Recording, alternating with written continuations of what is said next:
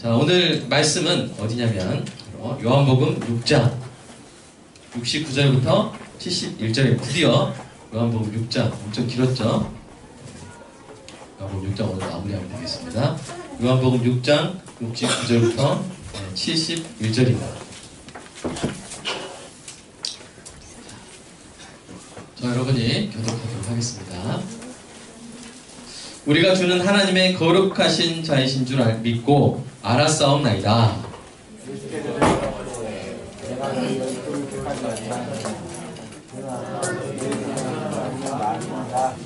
함께 읽겠습니다. 이 말씀은 가룟 시몬의 아들 유다를 가리키심이라. 그는 12 중에 하나로 예수를 팔 자라. 아멘. 네. 지금 상황 아시죠? 요한복음 6장의 상황 여러분이 한번 지금이라도 한번 보십시오. 많은 사람들이 예수님을 떠나고 제자들도 예수님을 떠났을 때 예수님이 돌아보시면서 너희도 가려느냐. 지난주에 돌아서지 않으리. 지난주 제목이 돌아서지 않으리. 이렇게 하면서 우리가 말씀을 나눴던 것을 기억하시나요? 자, 그 상황에서 베드로가 고백하죠. 주여 영생의 말씀이 주께 있사오니 우리가 누구에게로 가오리까? 우리가 주는 하나님의 거룩한 자이신 줄 믿고 알았사옵나이다. 그 부분부터 오늘 함께 말씀을 나누도록 하겠습니다. 요새 뉴스를 보면요, 참 이게 긴장감이 넘치고 생각할 게 많습니다.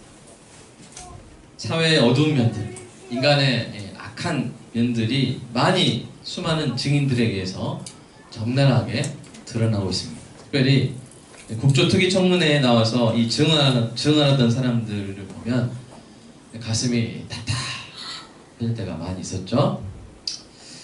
대부분의 증언이 거짓말인 증인들이 있었고요. 내놓고 모른다고 계속 발뺌하던 증인들이 있었고요. 교묘하게 계속 딴소리하는, 의원님 하면서 계속 딴소리하는 그런 증인도 있었고요. 이 나라를 위해서 봉사한다던 사회 지도층들의 도덕적 파산의 단면을 보여주는 그들의 모습이 참으로 안타까웠습니다.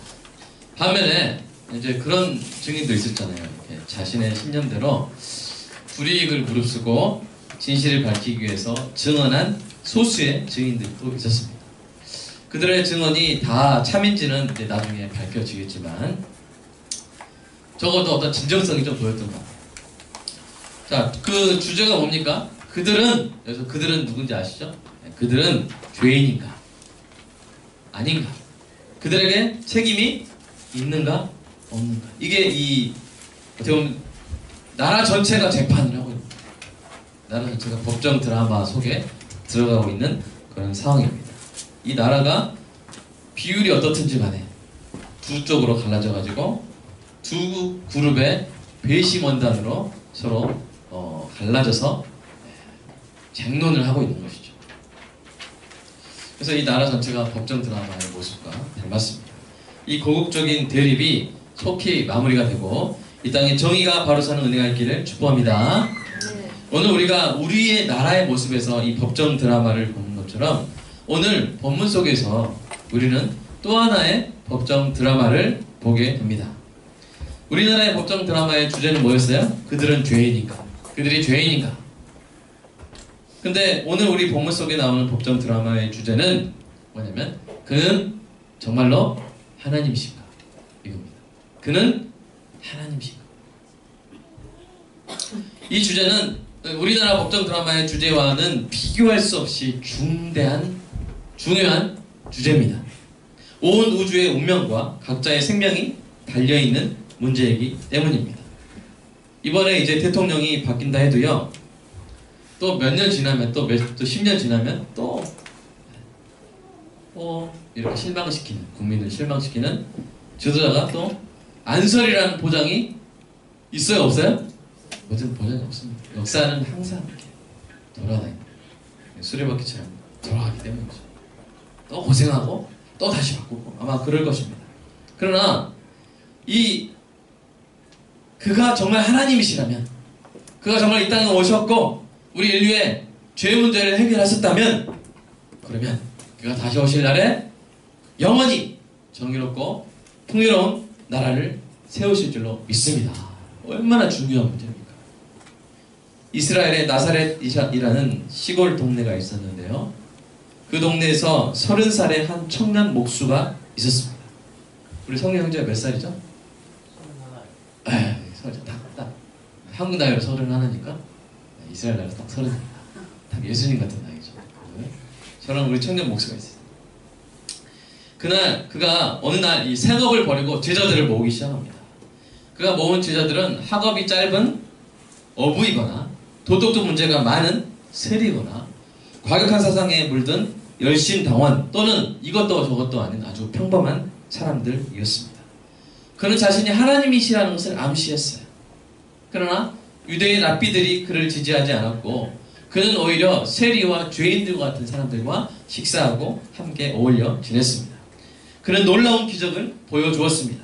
병자를 고치기도 하고 적은 음식으로 많은 사람을 먹이기도 했습니다. 그래서 많은 사람이 그를 따르기 시작했어요. 그러나 그가 오늘 저와 여러분이 읽은 6장에서 떡을 위해서 자신을 찾아온 수많은 사람들에게 사실 내가 떡이다. 내가 하늘에서 내려온 생명의 떡이다. 나를 먹으면 영원히 줄이지 않을 것이다. 라고 그렇게 이야기했을 때 그의 인기는 급속도로 식어버렸습니다. 그 청년 목수의 부모를 아는 사람들이 그에 대해서 적대적인 증언을 했습니다. 뭐라고 증언합니까? 이는 요셉의 아들 예수가 아니냐? 그 부모를 우리가 아는데 자기가 어찌하여 하늘에서 내려왔다 하느냐? 우리로 치면 이런 거예요. 야, 예수 저 어렸을 때 우리 집에 오줌 싸가지고 이 소금 받으러 온 저야 아니야? 우리가 다 아는데 제가 무슨 하늘에서 내려왔다 그래. 이렇게 말하는 것과 같은 것이죠. 결국 그를 따르던 수많은 사람들이 그를 따랐습니다. 그가 정말 하나님이신가? 이 문제에 대한 재판은 적어도 그날 가버나움 재판장에서만큼은 그에게 불리하게 흘러가는 것만 같았습니다. 그런데 오늘 본문에서 한 증인이 그의 곁에 남은 몇 안 되는 제자들의 의견을 대표해서 증언을 하는 것이죠. 우리 70장 한번 읽어볼까요? 시작. 예수께서 69절입니다. 미안합니다. 69절. 자, 시작. 자, 여러분이 이제 증인 선서하고 증언하는 것처럼 다시 한번 힘차게 한번 해보겠습니다. 시작. 우리가 주는 하나님의 거룩하신 자이신 줄 믿고 알았사옵니다. 그 증인의 이름이 누굽니까? 누가 말한 거예요 지금? 베드로가 말했죠. 그죠? 베드로가 말했습니다. 주는 그리스도시요 살아계신 하나님의 아들이십니다. 여러분 이 증언 어디서 들었어요? 마태복음 16장 16절에서 말했죠. 이 베드로의 대표적인 두 증언이 있는데 바로 요한복음 6장 69절에 주는 하나님의 거룩하신 자이신 줄 믿고 알았사옵나이다. 마태복음 16장 16절에 주는 그리스도시요 살아계신 하나님의 아들이십니다. 예수님과 함께 먹고 살았던 그 베드로의 증언입니다. 쉽게 말하면 이거예요. 예수님이 누구시다? 하나님이시다. 예수님이 하나님입니다. 예수님과 동고동락했던 베드로의 증언입니다. 여러분 베드로가 이것을 어떻게 알았을까요? 예수님이 하나님이시다. 어떻게 알았을까요? 베드로가 이걸 어떻게 알았을까요? 여기 잘 보시면요. 제가 물어보는 것은 대부분 그냥 본문에 그대로 나와 있는 겁니다. 자 보십시오. 69절 보십시오. 주는 하나님의 거룩하신 자이신 줄 어떻게 알았어요? 믿고 알았습니다. 믿고 알았어요. 이 고백에 나오는 순서가 중요합니다. 우리는 이 세상의 현상들에 대해서 알고 나서 믿습니다. 보고 나서 믿습니다. 영어로 to see is to believe. to see is to believe. 자, 누구한테 물어볼까요? 물어봤다가 대답 못하면 좀 그래서 저한테 물어요. 자, 자, to see is to believe는 보는 것이 봐야 믿는다. 봐야 믿는다. 이게 이제 우리의 상식입니다. 보지 않고 믿지 못하죠. 이해하기 전에 믿는 경우는 별로 없습니다. 보지도 않고 믿는 경우는 아주 드뭅니다. 그러나 하나님 나라에서는 하나님 나라의 비밀을 아는 데 있어서는 전혀 다른 법칙이 존재합니다. 그 법칙을 성경은 다음과 같이 기록하죠. 자, 우리 요한복음 11장 40절 한번 읽어볼까요? 시작. 예수께서 이르시되 내 말이 너희가 믿으면 하나님의 영광을 보리라 하지 아니하였느냐. 자, 보는 게 먼저예요? 믿는 게 먼저? 믿으면. To believe is to see. 믿어야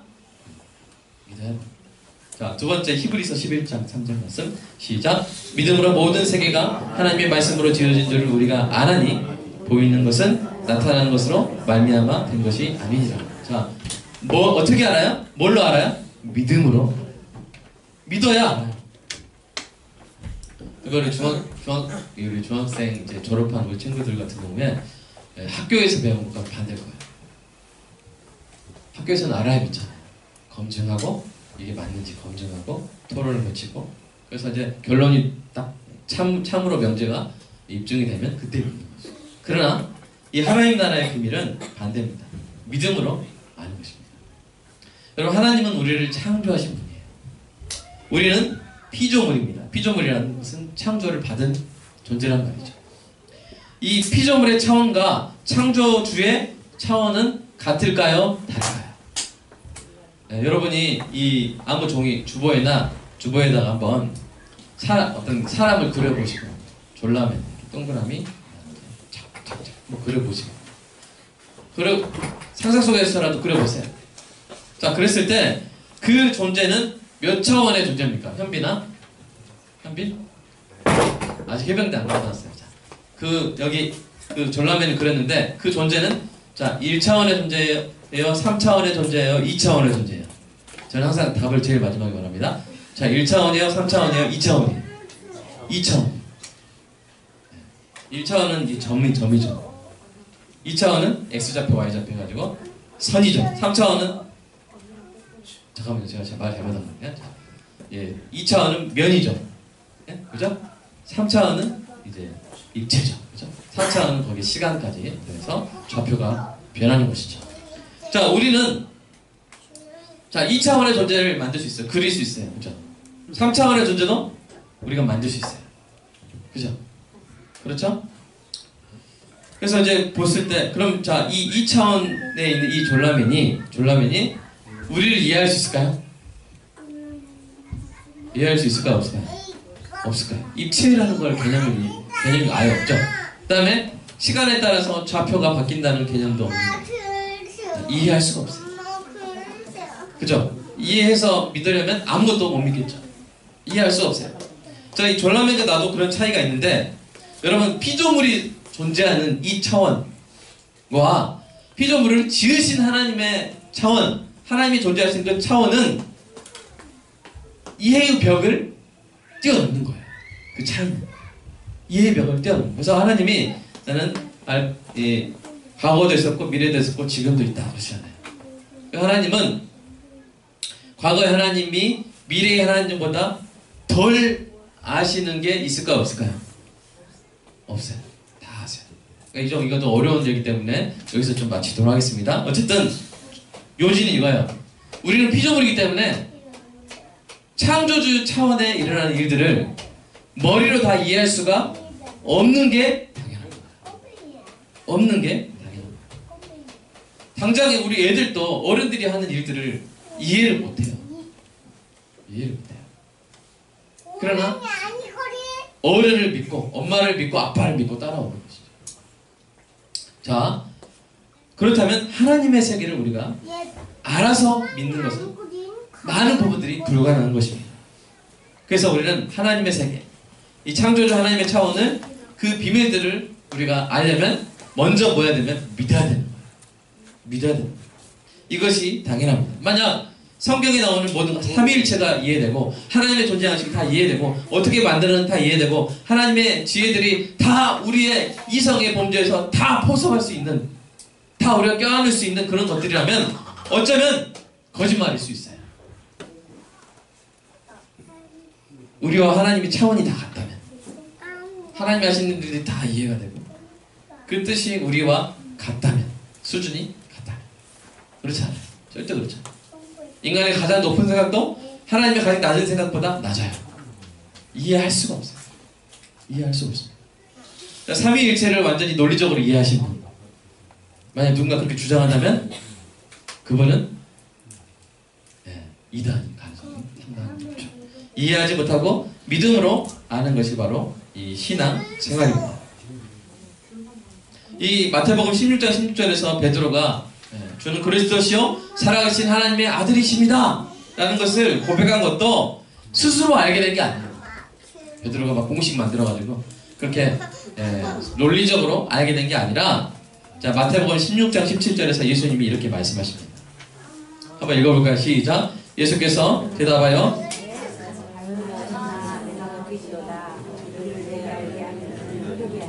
그러게 아니요 하늘에 계신 내 아버지십니다.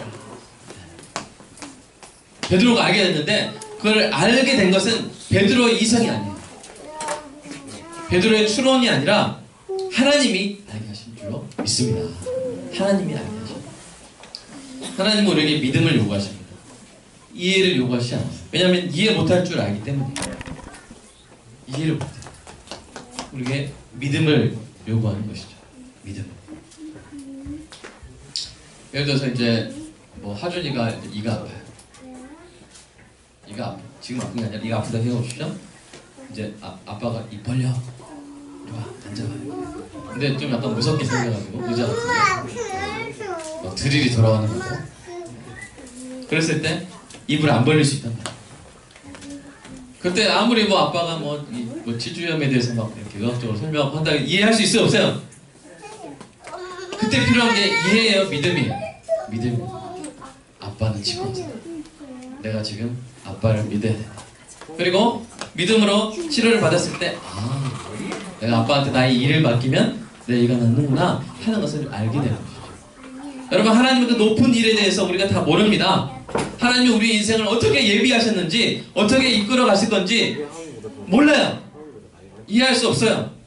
가끔 우리가 대학교 시험에 떨어지든지 우리 삶에 일어나는 이런 고난 같은 것들, 왜 이런 고난을 나에게 주시는지, 왜 이런 실패를 나에게 허락하시는지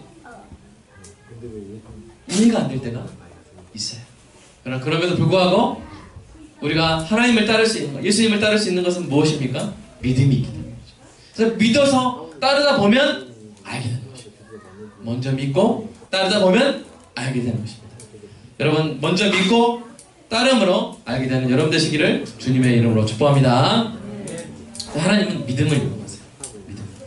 이 하나님의 넌 날 믿어라 하는 이 요구에 순종해서 믿는 것이 바로 순종입니다. 믿음이 순종이에요. 순종 중에 제일 큰 믿음이, 순종 중에 가장 큰 순종이 뭐예요? 믿음이. 불신은 불순종이에요. 자, 믿음이 뭐라고요? 순종입니다. 이것도 아주 중요한 주제인데요. 나중에 또 시간 되면 다루도록 하겠습니다. 믿음이 순종입니다. 불신이 뭐다? 불순종입니다. 불순종. 여러분, 어떤 아이가 있어요. 어떤 아이가 있는데 참 설거지도 하고 그 아이가 아침에 잘 일어나지, 밤에 치과 잘하지, 아주 그냥 바른 생활을 사네. 아이 한 12살짜리 아이인데, 그런데 아침에 일어날 때마다 엄마한테 그러는 거야. 아줌마, 이번 달 월세 얼마예요? 제가 지금 잘하고 있나요? 제가 좀만 잘못하면 쫓아낼 거죠? 그리고 아줌마, 우리 엄마 어디 있어요? 그 엄마인데, 엄마한테 내가 네 엄마다 안 믿는 거예요. 여러분, 이 아들은 순종하는 아들입니까? 불순종하는 아들입니까? 불순종하는 아들이에요. 믿지 않으니까. 내가 네 아들 엄마라니까 안 믿는 게 가장 큰 불순종. 뭐가 가장 큰 순종이에요? 믿는 거. 그러니까 여러분, 우리 딸이, 우리 아들이 엄마라는 거, 아빠라는 거 믿어주면 효자인 줄로 믿습니다. 옆에 한번 머리 쓰다니, 효자구나. 너무 효자라서 이제 막 요구하고 막 엄마니까 해줘야지 막 그랬을 때 이런 불효, 이게 아니라 그래, 내가 엄마 같지, 그래, 네가 인정하는구나 하면서 머리를 쓰다마 주시기 바랍니다. 여러분이 얼마나 이쁜지 알아요? 여러분이 예수 그리스도를 주로 인정하고 하나님을 아버지로 인정할 때 하나님 얼마나 기뻐하시는지 알아요? 수많은 영혼들이 하나님의 아버지이신 줄 믿지 않고 있기 때문에. 믿지 않고. 근데 여러분 뭐 하는 거야? 적어도 뭐야? 믿고 있잖아요. 그게 순종인 줄로 믿습니다. 여러분 순종한 자녀인 줄로 믿습니다. 자, 하나님은 우리에게 믿음을 요구한다. 내가 네 아버지다. 내가 네 아버지다. 믿음을 요구하시는 것이죠. 이 하나님을 믿지 아니하는 자는 요한일서 5장 10절에 이렇게 써있어요. 하나님을 거짓말하는 자로 만든 자다. 여러분 주변에 예수 안 믿는 가족이나 친구들 있으면 가슴 아프게 생각하시고 그러니까 반드시 예수를 믿고 하나님을 믿게 될 수 있도록 여러분 기도하시고 전도하시기를 주님의 이름으로 축복합니다. 불순종하고 것이죠.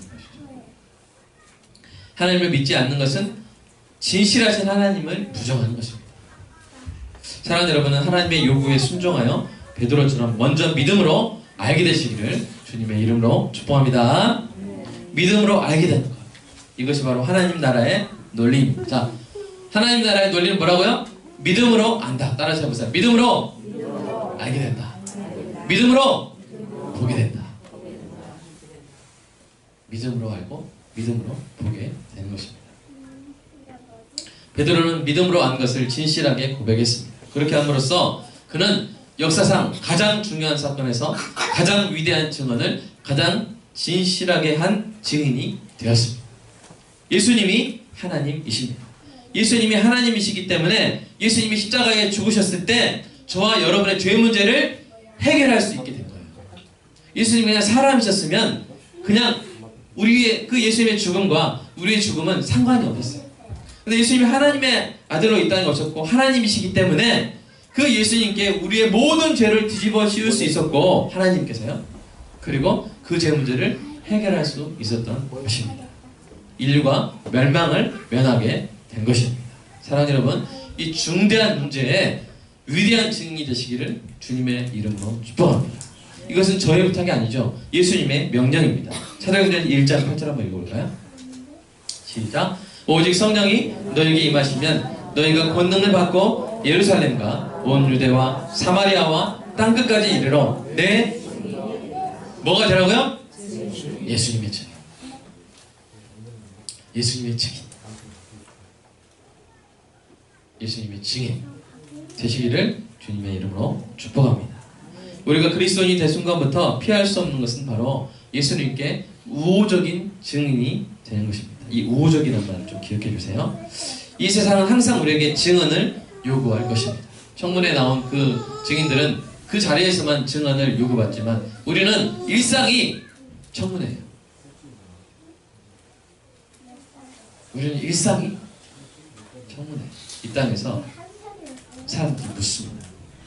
2000년 전 중동의 작은 나라에서 살다 십자가에 매달려 죽었던 그 목수가 정말로 하나님이 맞냐고 물어보고 싶어요.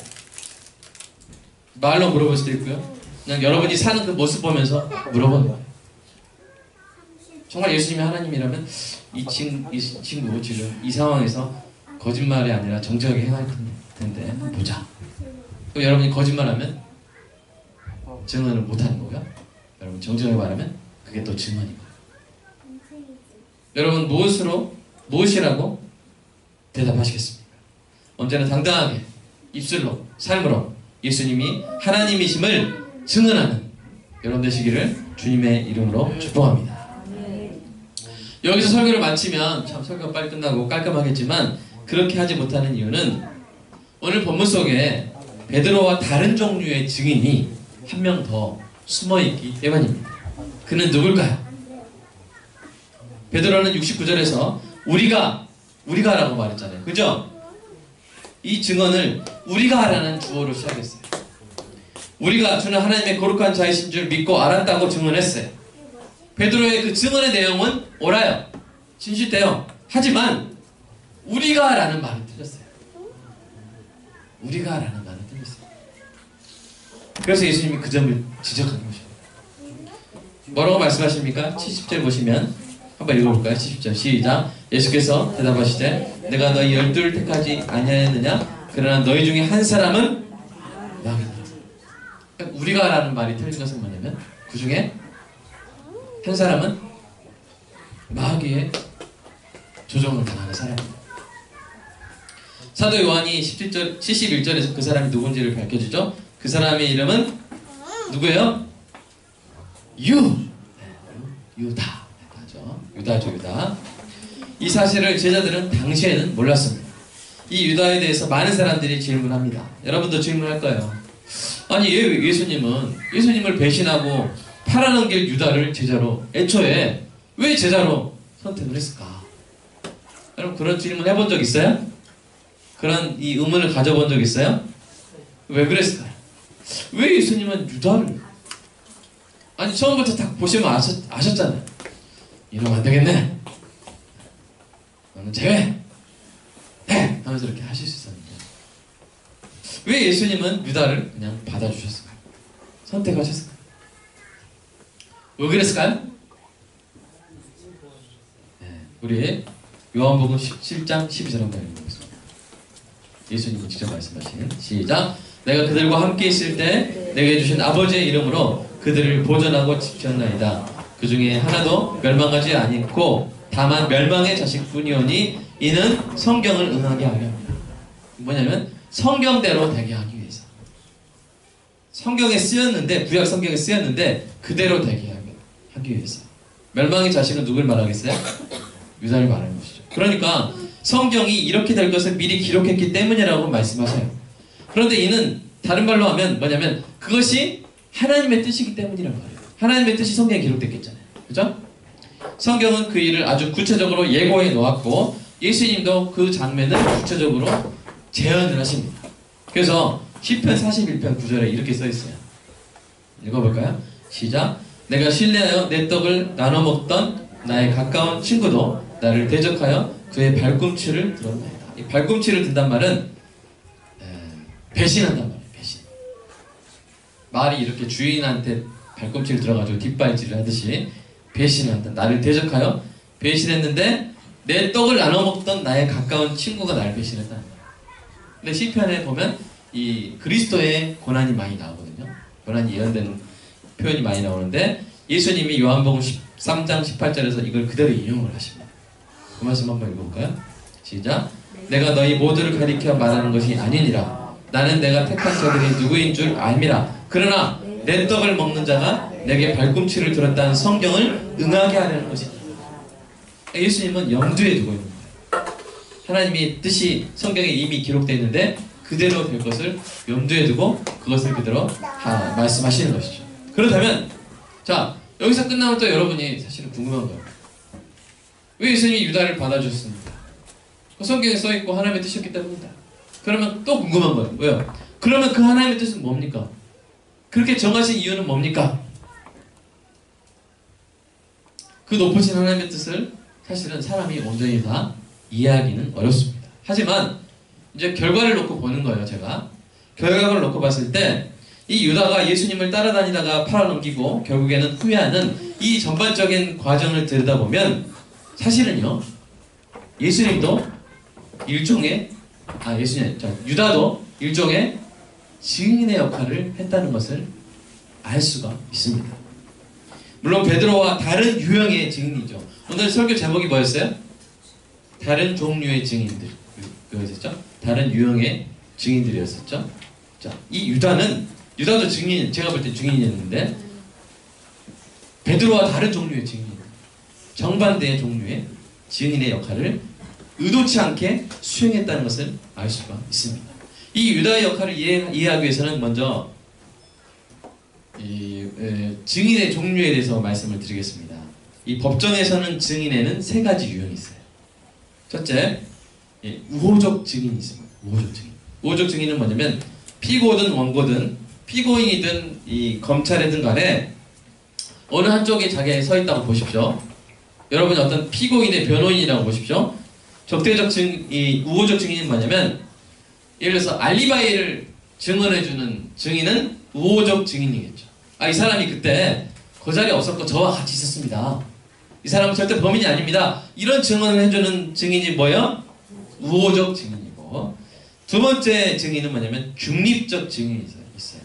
어떤 이 사람 나를 위해서 증언하는 게 아니라 그냥 그때의 객관적 사실을 규명하는 일에 협력하는 증인이 바로 중립적 증인입니다. 두 번째 증인이 뭐라고요? 중립적 증인. 세 번째 증인이 뭐냐면 바로 적대적 증인. 따라서 해보시죠. 적대적 증인. 적대적 증인이 뭐냐면 내가 변호사예요.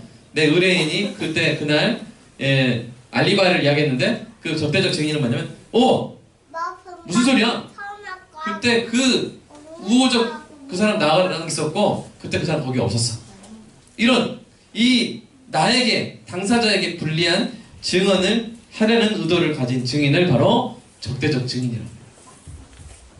베드로는 예수님 입장에서는 적대적 증인입니까? 우호적 증인입니까? 우호적 증인이에요. 그러니까 예수님이 하나님이시다. 이것을 밝혀주는 이 우호적 증인입니다. 그렇다면 유다는 어떤 유형의 증인일까요? 바로 적대적 증인이죠. 여러분, 이 예수님과 반대편에 서 있는 당사자가 누굽니까? 마자로 시작하는데 귀로 끝나고 마귀죠. 마귀는 사람들이 예수님이 마귀의 가장 큰 사역은 그때 당시에 뭐였냐면요, 예수님이 하나님이시라는 사실을 사람들이 못 믿게 하는 거예요. 못 믿게 하는 거예요. 그걸 믿으면 자기 목적이 달성이 안 되니까. 이 마귀의 목적은 뭡니까? 물귀신 작전이야. 자기가 결국 망할 거예요. 마귀는 결국 망할 건데 같이 죽잖아. 예수님 같이 믿지 말고 너도 예수님 부인하고 같이 죽자. 이게 마귀의 작전이에요. 물귀신 작전. 그러니까 예수님이 하나님이심을 어떻게든 못 믿게 하는 게 마귀의 가장 큰 전략적 목표예요. 그래서 마귀는 예수님의 제자 가운데 이제 자기의 하수인인 누구를 딱 집어넣는 거야? 유다를 딱 집어넣는 거야. 그러니까 이 비선실세야 마귀가. 그리고 유다를 딱 조종하는 거야. 꼭두같이 유다를 딱 조종하는 거야. 집어넣은 거야. 그러니까 유다는 마귀의 조종을 받아서 예수님의 곁을 붙어 다닙니다. 예수님이 이걸 아시고도 이 유다를 제자로 받아주시고 데리고 다니시죠. 그것이 하나님의 뜻이기 때문이에요. 그것이 하나님의 뜻이기 때문에 예수님은 순종하신 거예요. 자, 마귀가 이 유다를 통해서 하려는 일이 무엇이겠습니까? 뭐겠어요? 어떻게든 예수님께 불리한 증언을 할 수 있는 적대적 증인으로 써먹는 거예요. 그냥 예수님께 붙어 다니면서 다 보는 거예요. 다 보는 거예요. 예수님의 잘못, 예수님의 부족함을 찾으려고 막 보게 하는 거예요. 마귀는요, 처음에는요, 자기가 직접 나섰어요. 그래서 광야에서 예수님이 40일 동안 금식 기도할 때 3번이나 다 직접 나가가지고 예수님을 직접 시험했어요. 왜요? 넘어뜨리려고. 그러나 그것이 성공했어요? 실패했어요? 실패했어요. 아, 이건 안 되겠구나. 그래가지고 누구를 보낸 거예요? 유다를 딱 집어넣어가지고 예수님과 먹고 자고 하면서 예수님에게 어떤 하나의 잘못이라도 딱 캐치할 수 있도록. 그래서 나중에 예수님께 적대적인 증언을 할 수 있도록. 그러면서 마귀의 전략은 이거겠죠? 예수님이 만약에 막 부당한 화를 내거나 탐욕을 부리시거나 막 이러면 이제 베드로가 우리가 주는 하나님의 거룩한 자이신 줄 믿고 알았었나이다 그랬을 때 유다가 뭐가 그래? 내가 보니까 예수님 보니까 아주 그냥 사리사욕 이렇게 챙기던데 이렇게 하면서 적대적 증언을 결정적인 순간에 시키려고 마귀를 집어넣은 거예요. 얼마나 위험한 존재입니까? 그죠? 그런데 이런 적대적 증인이요, 사실 법정에서 항상 이 적대하는 당사자에게 안 좋은 결과를 미치는 건 아니에요. 무슨 말이냐면, 좀 어려운 말인지 잘 들어보세요. 아주 능숙한 변호인은 적대적 증인을 잘 다루는 증인이 아주 능숙한, 우호적 증인을 잘 다루는 거는 누구나 할 수 있는 일이에요. 쉬운 일이에요. 그러나 적대적 증인은 잘 다루는 변호인은 아주 훌륭한 변호인이에요. 그래가지고 아주 이렇게 말을, 그래요, 그때 범행 현장을 봤다고요? 목격했다고요? 이 사람 정말 한 거 맞습니까? 이렇게 하다가 자기가 스스로 모순에 빠지는 증언을 하게 만들어버려요. 아주 능숙한. 그래서 여러분이 옛날에 어프금맨이라는 영화 보시면 그 아주 나쁜 사람을 당신 한 거 맞아요. 그리고 여러분 변호인이라는 영화 봤나요? 그때도 이 적대적 증인 그 곽도원 그 사람 이름 뭐지? 배우 이름은 기억나지만 막 해가지고 결국엔 내가 했다 막 이러면서 그 적대적 증인으로부터 오히려 유리한 증언을 이끌어내기도 합니다. 근데 이런 비슷한 일이 일어난 거예요. 뭐냐면 적대적 증인으로 예수님 옆에 침투했던 이 유다가 나중에 어떤 말을 해버리냐면요. 바로 이런 말을 해버립니다. 마태복음 27장. 마태복음 27장 3절 4절. 그때 혹시 있나요? 이런 증자. 한번 읽어볼까요?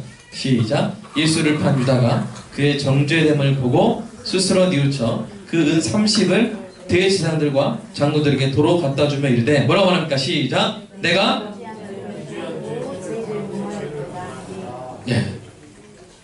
원래 유다는 예수님의 예수님의 이 흠집을 내려고 옆에 붙어 다녔고 결국 예수님 팔아넘겼고 예수님을 정죄하는 일에 아주 중요한 역할을 했지만 그러나 결국 유다는 자기가 적대적인 증인임에도 불구하고 결국에는 우호적인 증언을 하면서 역사의 뒤안길로 사라졌다는 것이죠. 결국 마귀의 계획은 실패로 끝났다는 것입니다. 그러니까 이게 더욱더 예수님이 하나님의 아들이시고 하나님의 일이시라는 사실을 객관적으로 증명해 줍니다. 여러분 어떤 사람이 우호적인 사람들 그 사람 좋은 사람이야.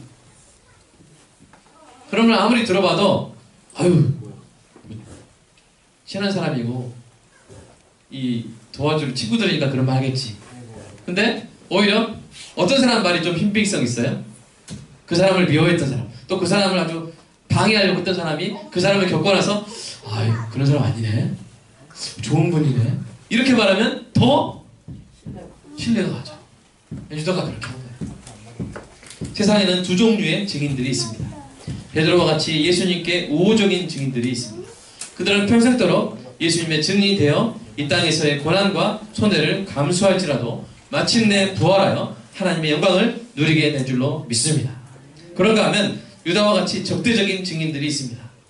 그들은 이 땅에 권세 잡은 마귀의 종이 되어 예수님을 부인하고 우호적인 증인들을 핍박하며 교만하게 살아가게 되지만 결국 죽어서 영원히 망함으로써 역설적으로 예수님이 하나님 되심을 드러내게 될 줄로 믿습니다.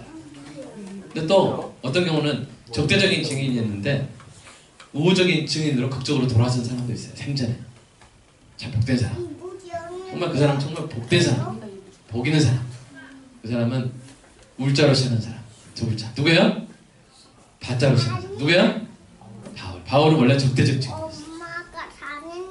야, 저 이단. 야, 저 사교. 그랬는데 예수님 만나고 나서 우호적 증인으로 자기 목숨, 자기 인생을 다 쏟아서 예수님이 하나님의 아들심을 증거하고 계십니다. 사랑하는 여러분, 저와 여러분이 베드로처럼 바울처럼 사는 은혜가 있기를 주님의 이름으로 축복합니다. 우리 입술의 고백과 삶의 모습이 예수님이 하나님이시다! 라는 증언과 증거로 채워지기를 간절히 소망합니다. 여러분도 살면서요 적대적 증인들을 만날 수 있어요. 유다와 같은 예수가 무슨 하나님이야! 이런 사람들이 있을 수 있어요. 그들이 권세를 잡는 것처럼 보일 수 있어요. 그러나 그들도 결국에는 증인이 될 거예요. 우호적 증인이 아니라 적대적 증인이지만 결국 예수님이 하나님이심을 드러내는 그 삶의 결국으로 드러내는 그런 증인이 될 것입니다. 그러니까 이왕 증인 될 거면 사랑하는 여러분 적대적 증인 되지 마시고 계속 우호적 증인의 삶을 살아가시기를 주님의 이름으로 축복합니다. 여러분 삶 가운데 유다들이 있습니까? 그들을 여러분이 바울처럼 변화시키는 은혜가 있기를 주님의 이름으로 축복합니다. 낙심하거나 돌아서지 말고 계속 예수님께 우호적인 증인의 고백과 삶을 살아가시기를 이어가시기를 주님의 이름으로 축복합니다. 기도하겠습니다.